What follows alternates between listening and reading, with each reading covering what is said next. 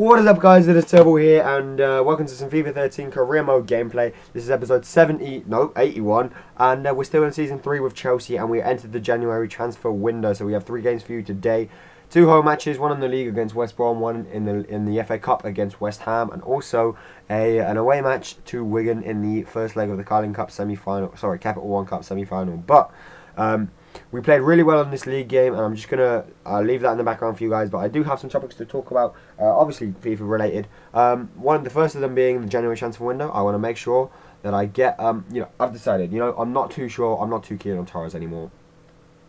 I really am not. I feel that he is a very, very good player, but he is not performing to the levels that I expect from him, and for a player like him. So I'm going to be looking to get a deal for him in the January transfer window. I don't have much cash at the minute, so I may be looking for a player on player basis deal, but hopefully I should be able to get a good deal with him. So that's the first thing I wanted to get out of the way. The second thing was that this is the beauty from Michael Essien coming up in a minute here. That was the Moses chance. He got injured, by the way. You'll see at the end of the video, or at the end of the match, how long he got injured for.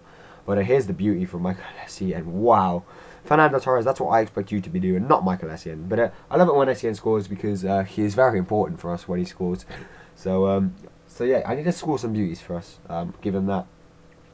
But yeah, carrying on, I'm also going to be talking about quickly the Premier League and the other tournament lineup. So basically, for the Premier League and the Champions League, I aim to play my strongest squad all the time, and this is also the case for the well, a little bit for the FA Cup. The FA Cup's a little bit different. So for the Premier League and the Champions League, I always try to split the games between basically the good, strong quality players, and I want to make sure that I'm going out with the strongest squad so that I can challenge for the Premier League and the Champions League as well. Which is why I play. Oh shit! That was my Christmas lights falling down. Which is why I play. Some similar lineups in the Premier League and the Champions League. But I can't believe my Christmas lights just fell down. What the hell?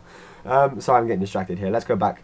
In the Capital One Cup and the FA Cup, things are slightly different. In the FA Cup, I play a mix between some of my strong players that don't really get too many starting chances in the Premier League and the Champions League, and I also play a mix between my kind of inexperienced young players that also need some game time. But unfortunately, as you can see, that Victor Moses got injured. So yeah, the only reason I talked over that was just to get that match out of the way, because nah.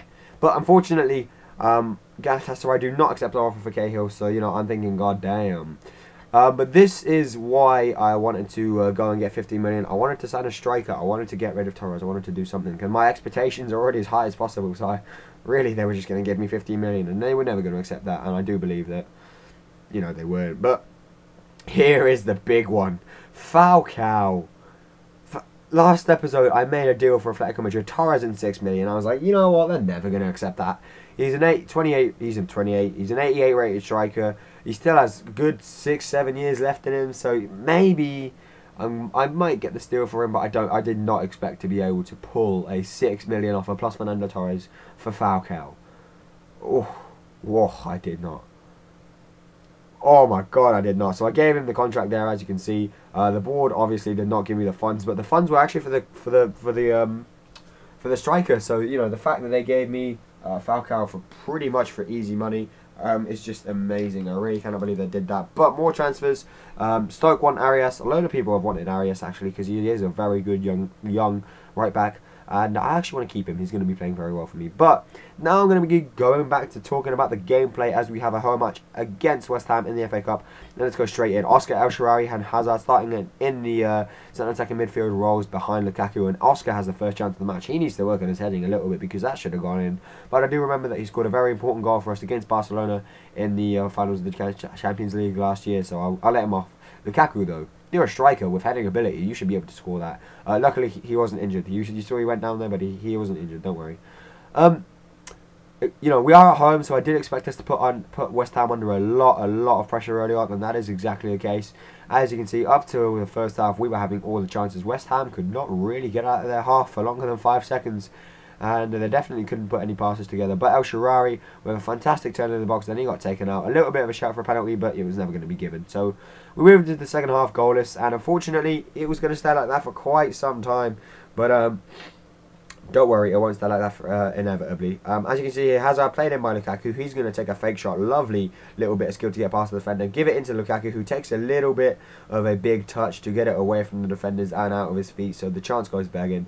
But you know, we are very strong in the attack. El Shaarawy getting a little bit lucky with the shot, with the like the way that he made his path to goal there, but unfortunately his shot was not up to par, and the keeper easily palmed it out for a corner, which of course we got nothing from. So at this point I was thinking, you know what, we've had so many chances and we haven't had a goal, so let's switch it up a little bit, bring in on Marco and Kevin De Bruyne to get a goal. Oh, El Shaarawy from the free kick. I told you, I cannot score a goal from a free kick with any player in career mode unless you give me El Shaarawy. If you give me El Shaarawy, I can score free kicks left, right and centre. And that one was from the right. And the keeper managed to get 2 hands on it. 2 whole hands on it. And he still could not keep out the beauty, the power, the pace, the man that is El Shaarawy. That is a fantastic free kick from him. Puts us 1-0 up. And if that's the winning goal, I will not complain. But I tell you what, we had to do a little bit of defending at the back. David Luiz getting lucky not to get a card there. And, yeah, we concede. A little bit of a bullshit goal to concede from Morrison, but you can be sure as hell that I'm angry. All right, watch this. Straight from kick off, we get El Shaarawy on the ball. He's doing a little bit of magic, keeping the ball close to his feet. Gives it to Lukaku. Lukaku is going to turn, give it back to him. El Shaarawy on the ball, gives it to Lukaku. Lukaku is going to turn and play this one out wide. Oh no, fake shot, cut inside, smash! Out for a corner. You thought I was going to score, didn't you? You thought I was going to score. From the corner, Kevin De Bruyne whips it in. Lukaku on the header. What a fantastic goal to score there. In the 90th minute, he was angry. He was angry out of everyone that Morrison scored because it was such a shit goal to concede. The ball was not able, like the defenders were not able to clear the ball from our penalty area. And for that reason, we conceded. But Lukaku makes up for it with 2 90th minute goals in that game. And very much the spectators were sticking around to the end. But I just want to apologise, guys. I don't know why I'm mumbling all my words. I have a little bit of a cold, but that shouldn't stop me. So anyway, we move on. Again, Stoke don't want to pay the price that I wanted for Arias, so I'm just going to currently offer them again for 12 million. That is what I believe he is worth, which is why I'm offering that. But guys, Falcao has accepted. Will this mean I'm getting rid of Fernando Torres? Of course it will. Accept that offer, boy. Fernando Torres and 6 million for a striker. Nearly, like, so much better than Torres in nearly every way, apart from his pace. But he beats him with strength, he beats him with shooting, he beats him with heading. Just pace. And you know what? With the pacey centre attacking midfielders and left wingers and right wingers that we have, I can afford this, guys. Falcao, the biggest move. Well, no, El Shaarawy was the biggest move, but one of the biggest moves that I have ever made for Chelsea Football Club, guys. Fantastic to have Falcao on board, and if we could have that in real life, I'm pretty sure Chelsea would not, you know, be struggling. Anyway, there's the line for the Capital One Cup. As you can see, Falcao on the bench. He doesn't get a starting spot, but it's a very much, like I said, a second team. Lucas Piazza doing some nice little bit of work to give it to Kevin De Bruyne, who unfortunately fired wide. And as you can see here, you know, we are dominating again early on. We are away, so I didn't expect us to get too many chances or too much, you know, kind of possession. But that was the case, and Lucas Piazza should have scored that one. You know, if that was Hazard, we might have been 1-0 up there. And again, if that was Falcao with his heading ability, we probably would have been 1-0 up there. But we kept up a good stream of pressure in the early half, and we're going to find it difficult to deal with. You know, there were a few little muck-ups in their box, but it didn't really come to anything.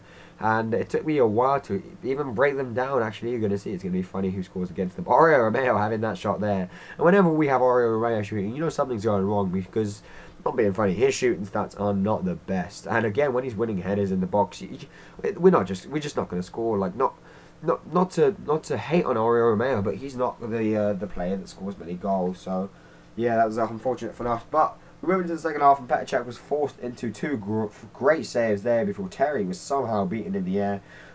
By the way, Terry's part of my second lineup because he doesn't get much game time, so I want to make sure that he's still happy. But Falcao was brought on, and look at the display that he is going to show for us here. Terry furthest forwards. I don't know how Terry's furthest forward, but we do manage to nick the ball here. As you can see, eventually Terry pinches it, gives it straight to Falcao. Radamel on his debut, going to turn and smash it, and unfortunately it wasn't a goal, but the keeper got down well to save it. But as you can see, Falcao is very much aware that he is into the Premier League now. He wanted to show what he can do for his new club, but he just couldn't score on his debut, which is a little bit unfortunate. But we ended up 0-0, so we're going to have a tough trip when we can come and face us. But as you can see there, someone was injured for 3 months, which I am very, very bummed about.